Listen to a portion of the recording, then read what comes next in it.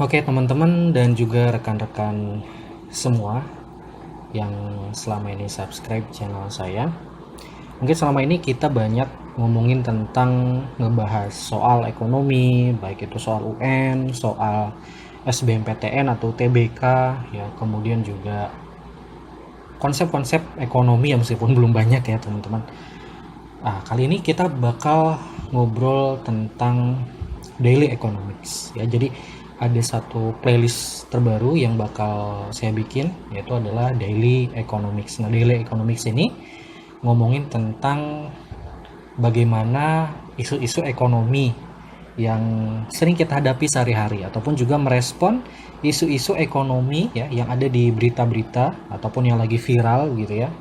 Nanti ke depan kita bakal juga ngebahas soal seperti itu. Nah, di daily economics yang pertama ini kita bakal ngomongin bagaimana pengaruh dari pandemi ya. Dan sekarang nih kita lagi kena gitu ya, teman-teman, bukan hanya Indonesia aja tapi juga skala global, pandemi COVID-19 ya, atau sering kita kenal dengan istilah coronavirus. Nah, bagaimana dampaknya bagi ekonomi? Nah, kita coba bakal bahas ya, dan juga saya akan coba menyampaikan dengan menggunakan kosakata-kosakata yang memang kita pahami bersama gitu ya, teman-teman. Nanti ketika ada kata-kata sulit, saya coba bakal menjelaskan maksudnya apa. Nah, teman-teman, tidak bisa kita pungkiri bahwa COVID-19 ini dampaknya luar biasa ke tengah-tengah masyarakat ya. Salah satunya adalah pada bidang ekonomi. Kita bisa lihat ya teman-teman, COVID-19 ini memaksa kita atau masyarakat semua untuk melakukan social distancing. Gitu kan? Kemudian work from home. Kemudian juga ibadah dari rumah, belajar dari rumah, bahkan ada yang sampai lockdown kan. Nah, kita bisa lihat fakta-fakta ini teman-teman ya. Fakta-fakta ini membuat akhirnya interaksi manusia berkurang begitu signifikan. Sementara kalau kita bicara ekonomi teman-teman, ekonomi yang real tentunya, yang ada di lapangan, ini pastinya membutuhkan adanya interaksi manusia gitu ya. Kita bicara ekonomi yang real, kayak misalkan kita beli barang ke warung gitu ya, ke supermarket, kemudian kita memanfaatkan jasa transportasi, kita jalan-jalan, berekreasi kemana gitu, itu real ya, dan itu kegiatan ekonomi teman-teman ya. Jadi kalau kita bicara kegiatan ekonomi, simpelnya adalah kan gini, dalam kehidupan kita sehari-hari kita melakukan kegiatan konsumsi, betul ya teman-teman ya, konsumsi ya. Ada barang yang dikonsumsi, ada barang yang diproduksi, kemudian dilengkapi dengan distribusi gitu kan ya, distribusi. Nah, 3 kegiatan ini teman-teman, ini adalah kegiatan yang bisa dikatakan core-nya lah gitu ya, atau yang paling mudah kita perhatikan di tengah-tengah masyarakat bahwa kegiatan ekonomi itu ini gitu ya. Nah, apa yang terjadi dengan adanya ini, social distancing, work from home, lockdown, orang dibatasi pergerakannya, maka secara integral atau secara umum, secara keseluruhan, konsumsi akan turun. Betul ya teman-teman ya? Yang biasanya kita ke kantor memanfaatkan jasa transportasi online, misalkan kita naik angkot, kita naik kereta, kita naik bis dan segala macamnya, berkurang. Itu berarti konsumsi kita terhadap terhadap jasa itu juga berkurang. Kemudian ketika kita berada di tempat aktivitas kita, entah itu di sekolah, di kantor, ataupun di tempat manapun, kita biasanya melakukan konsumsi lagi. Beli makan siang, beli banyak lah ya, kita jajan gitu. Nah, ketika ada kondisi seperti ini, maka konsumsi kita juga ikut turun. Konsumsi turun secara umum. Ya, meskipun konsumsi-konsumsi yang pokok tetap berjalan ya, kayak misalkan kita tetap perlu makan, minum. Tapi kan secara umum kita bicara konsumsi kita itu kan luas banget ya, teman-teman. Kita biasanya transport, kemudian enggak. Kita biasanya jajan, kemudian enggak. Kita biasanya bisa jalan-jalan, kemudian enggak gitu. Nah, apa yang terjadi dengan konsumsi yang turun ini? Dampaknya adalah ke produsen, ke produksi gitu. Karena demand-nya turun, jadi konsumsi ini kan nanti ngaruhnya ke permintaan ya teman-teman. Maka si produksi pun kegiatannya bakal menurun gitu. Apalagi kan tadi ini jelas work from home gitu. Meskipun nggak semua sih gitu kan, ada sektor-sektor yang tetap boleh berjalan. Tapi secara umum produktivitas orang bakal turun, produksi bakal turun gitu. Apalagi produksi-produksi jasa yang memang membutuhkan keramaian gitu, kayak misalkan hotel, jasa transportasi itu jelas kena dampak, jasa pariwisata itu jelas banget kena dampaknya. Ini yang paling dirasakan. Jadi ketika konsumsi turun, produksi juga nanti bakal turun. Yang paling parah ya, paling ini ya resikonya ibaratnya ya perusahaannya tutup gitu kan, tidak beroperasi gara-gara ini. Konsumsi turun, produksi turun, distribusi turun juga gitu ya kan teman-teman. Ini secara global ya, secara umum gitu. Kita jangan lihat kehidupan kita sehari-hari yang cuma ya kan saya masih makan kok gitu, saya masih bisa manfaatkan jasa ojek online misalkan untuk antar makanan gitu. No, ini secara luas, secara global konsumsi turun, produksi turun, distribusi turun. Nah, kalau semuanya ini udah turun, berarti ini terjadi penurunan roda perekonomian. Teman-teman, dari kegiatan konsumsi, produksi, distribusi ini kan ada arus barang, ada arus uang, pertukaran uang dan barang itu kan jalan.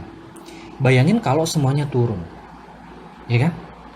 Konsumsi turun, produksi turun, distribusi turun, lambat jalan. Jadi ibarat roda yang tadinya cepat perputaran uangnya cepat, ya. Karena ini terjadi turun semua, maka rodanya melambat, ya. Ini terjadi pelambatan ekonomi, slow down, ya kan?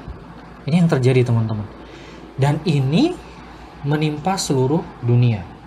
Bukan cuma di Indonesia, tapi juga negara-negara lain yang terdampak dari adanya COVID-19 ini pasti juga mengalami hal yang sama gitu.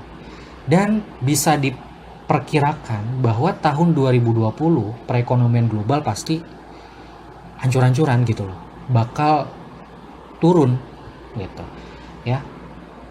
Ada istilahnya nanti kalau misalkan GDP, nah ini salah satu nih muncul nih ya, istilah yang mungkin sulit dipahami. Oke, teman-teman, kalau kita bicara GDP, Gross Domestic Product ya, Gross Domestic Product atau pendapatan domestik bruto. Ini diukurnya dari mana? Salah satunya diukur dari jumlah barang dan jasa, nilai barang dan jasa yang diproduksi oleh suatu negara. Tadi kan kita udah ngomongin nih, ini produksi turun nih, gitu. Udah bisa ketebak bahwa tahun 2020 GDP, jumlah barang dan jasa yang dihasilkan nilainya itu bakal turun, ya kan? Jadi kalau nanti dibandingin sama 2019 bakal lebih kecil kan gitu ya. Ini udah bisa diprediksi. Nah, kondisi ketika si GDP 2020 itu lebih kecil daripada GDP 2019, ya ini bisa juga dikatakan negatif ya teman-teman. Inilah biasanya yang disebut dengan istilah resesi. Jadi resesi itu simpelnya ngelihat dari GDP. Ada penurunan GDP nggak dari tahun 2020 ke 2019 ya, atau dari tahun sekarang dibandingkan dengan tahun yang lalu. Gitu. Jadi GDP minus lah bisa dikatakan gitu ya. GDP minus. Nanti bisa dikatakan adanya resesi. Nah, yang mengkhawatirkan adalah begini teman-teman. Pada umumnya resesi ini ya, dari berbagai kali resesi yang terjadi di dunia itu kebanyakan masalahnya adalah ya bidang keuangan gitu kan ya. Kemudian penyebabnya adalah karena di bidang fiskal gitu, ataupun terjadi kekurangan stok pangan dan macam-macam lah gitu ya.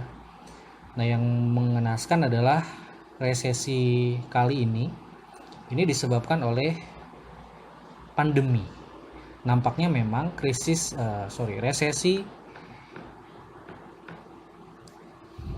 karena pandemi gitu ya. Resesi karena pandemi itu baru sekarang terjadi ya nampaknya ya. Koreksi kalau salah ya teman-teman. Karena memang pernah sih terjadi pandemi juga gitu. Pandemi misalkan Black Death di Eropa yang ada yang menyebutkan 200 juta jiwa, ada yang menyebutkan 50 juta jiwa, ya taruhlah 50 sampai 200 juta jiwa meninggal dari Eropa nyebar ke daratan Asia juga sempat ya, ke Rusia, ke Afrika bagian utara selama 4 tahun. Bayangin 4 tahun ya teman-teman. Itu gimana kalau zaman dulu social distancingnya udah ada gitu ya konsep, terus 4 tahun gitu social distancing. Nah, cuman memang itu dampaknya nggak secara global ya, karena abad 14 teman-teman bayangin ya saat itu. Black Death itu abad ke-14 dan secara ekonomi, secara global itu ekonomi belum terhubung seperti saat ini. Nah makanya memang sekarang itu kerasa banget ya, karena sudah ada globalisasi ekonomi, setiap negara saling berkaitan satu sama lain. Akhirnya ya nggak bisa dipungkiri, krisisnya juga global gitu ya. Resesinya resesi global gitu. Ini kita belum ngomongin tentang pengangguran ya. Kalau pengangguran tuh pasti udah bakal nambah ya teman-teman. Terakhir dari berita yang saya baca, di Indonesia sendiri udah ada 1,5 juta tambahan pengangguran disebabkan oleh karena adanya corona gitu. Nah, itu secara gambaran umum ya teman-teman, bagaimana kemudian si COVID-19 ini karena muncul berbagai kebijakan yang tentunya kebijakan ini buat kebaikan bersama ya. Dari kebijakan-kebijakan ini, dampak terhadap ekonominya mau tidak mau akan mengalami kelesuan. Slowdown ekonominya, turun. Ya, roda ekonomi melambat, bahkan bisa dikatakan berhenti gitu. Dan bakalan nanti pertumbuhan ekonomi negatif, GDP negatif ya. Dan bakal terjadi resesi gitu. Ini secara umum gitu ya, dilihat dari secara umumnya seperti ini. Nah, lalu bagaimana solusi yang dilakukan? Nah, teman-teman, dari berbagai resesi yang dihadapi secara global, biasanya kalau kita bicara solusi, karena ini kan pasti sifatnya makro ya teman-teman, dampaknya makro gitu. Nah, solusi secara ekonomi biasanya diambil dua.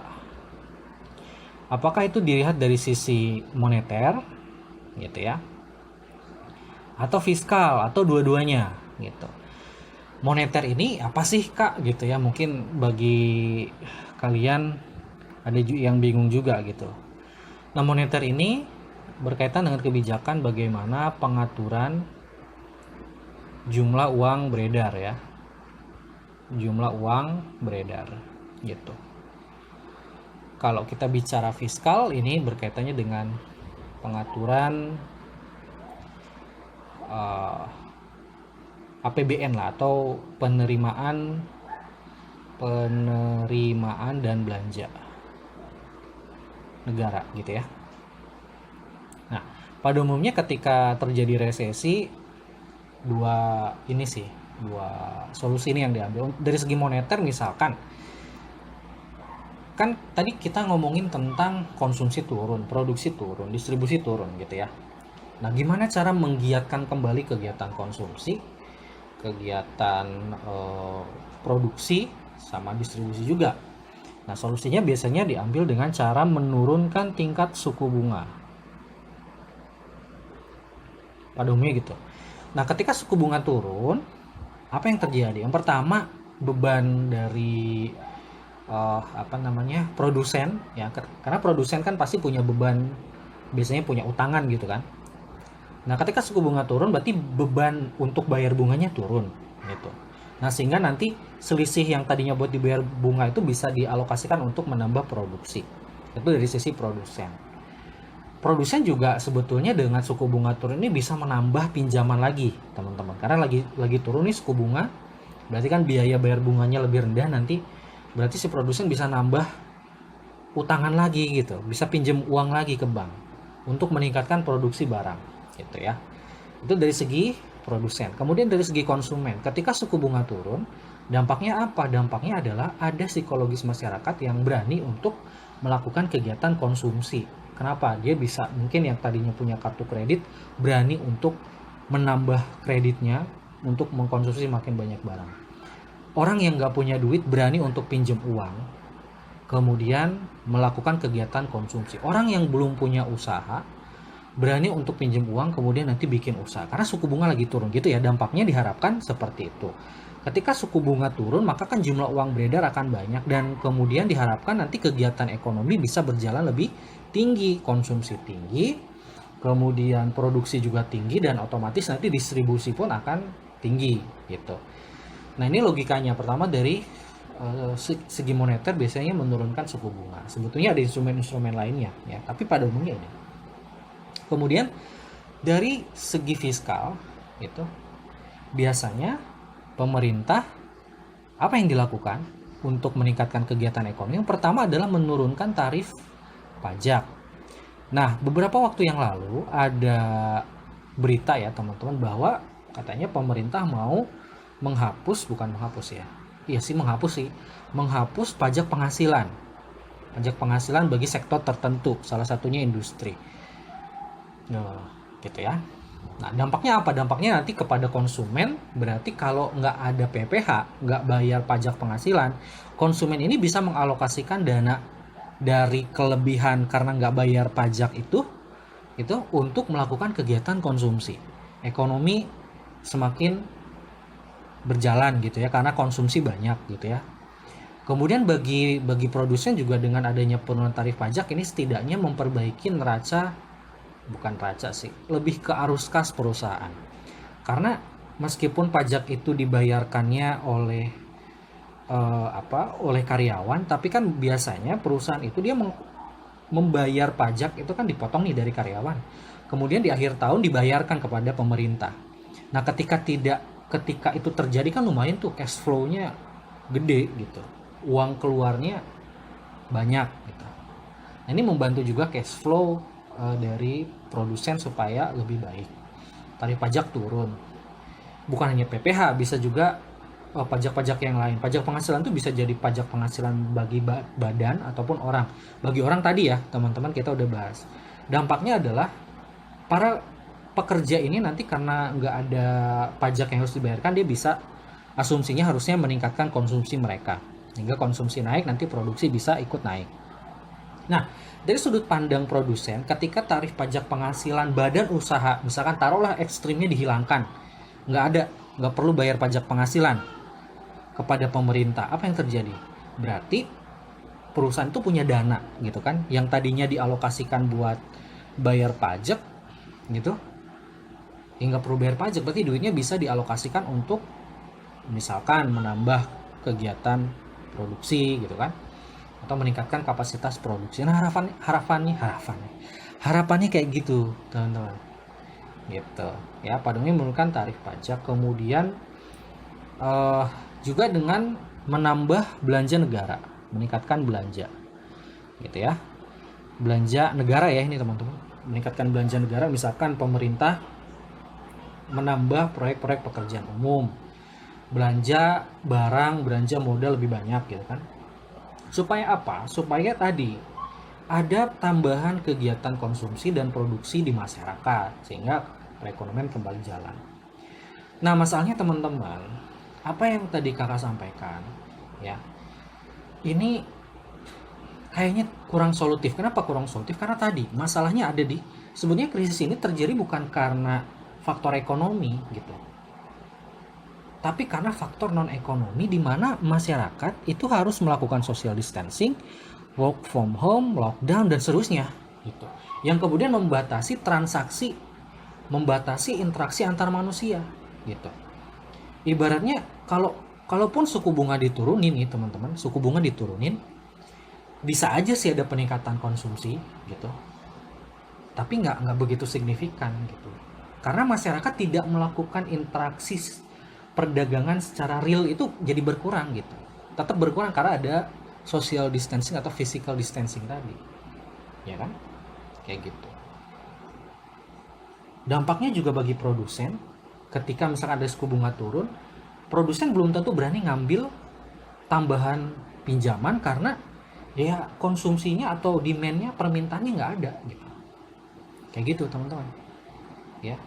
Jadi akhirnya solusi ini sulit bisa mengatasi masalah karena memang masalahnya tadi, ekonomi ini berhenti bukan karena faktor ekonomi sendiri, tapi karena faktor bagaimana ada interaksi yang memang harus atau dipaksa dikurangi interaksi antar masyarakat itu gitu.